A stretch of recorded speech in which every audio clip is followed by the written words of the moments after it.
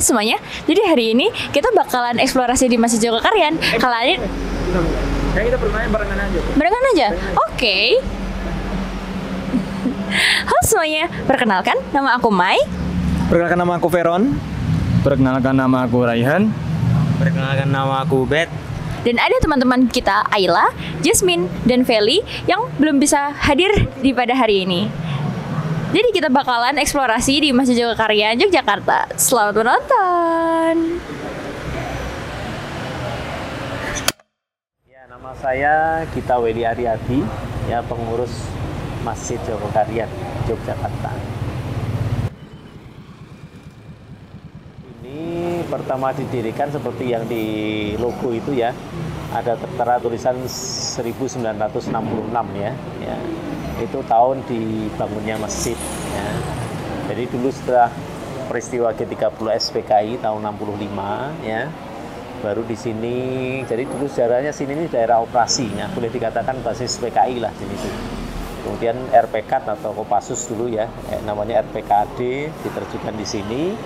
Kemudian di sini istilahnya dikawal dengan RPK itu, baru mulai dakwah bisa masuk di sini. Makanya kemudian setelah itu baru bisa dirintis, dibangun masjid, kemudian berkembang sampai sekarang ini. Jadi nama masjid ini namanya Jogokaryan ya, itu sesuai dengan nama kampungnya. Karena Rasulullah SAW itu ketika membuat masjid itu belum pernah memberi nama. Dalam artian selalu akan dinamakan sama dengan daerahnya. Ketika di daerah Kuba dinamakan Masjid Kuba, kemudian di Bani Salamah dinamakan Masjid Bani Salamah. Kita lebih mengenal sekarang dengan nama Masjid Qiblatain ya, karena ada dua kiblat di situ, ke arah Masjidil Aqsa dan arah ke Masjidil Haram. Kemudian Masjid Nabawi sendiri, Masjid Nabi di Madinah Munawwarah. Jadi kita nama masjid itu sama dengan nama kampungnya. Dan kita ada badan usaha milik masjid ya, di lantai 3 kita ada hotelnya. Itu juga standar hotel bintang ya. Itu untuk pemasukan badan usaha milik masjid ya. Harapannya ketika masjid-masjid itu punya badan usaha yang menghasilkan, hasilnya itu bisa untuk mencukupi operasional masjid. Maka uang yang masuk lewat kotak-kotak infak ini tidak ada yang kita pakai untuk operasional, sepenuhnya kita kembalikan ke masyarakat dalam bentuk pelayanan ya. Nah, kita ada pelayanan itu ATM beras ya, kita ada sekitar 500-an keluarga yang kita santuni. Satu bulan itu sekitar 1,5 sampai 2 ton kita keluarkan untuk yang keluarga yang tidak mampu ya.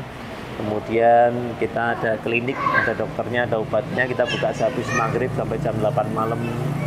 Dan kita ada pembinaan untuk UMKM, ada sekitar 160-an UMKM binaan yang kita rutin, ada ngaji bisnis, kemudian pelatihan ya, kemudian pendampingan, sampai kalau memerlukan modal usaha kita juga bisa membantu. Interior pada Masjid Jogokaryan memiliki kesan yang minimalis dan tidak memiliki banyak ornamen seperti masjid besar lainnya. Akan tetapi pada bagian langit-langit ruangan jamaah terdapat ukiran berwarna emas yang kerap diisi dengan ayat suci Al-Quran atau bacaan doa, hingga kalimat yang mengagungkan Allah Subhanahu wa Ta'ala.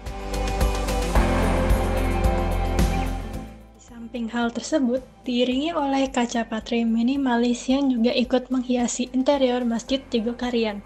Selebihnya, Masjid Jogokaryan memiliki interior yang simpel dikarenakan fokus masjid tersebut adalah pada fungsi yang kerap digunakan sebagai kumpul kemasyarakatan, sehingga banyak masyarakat yang menggelar sesuatu di masjid dikarenakan tempatnya yang luas.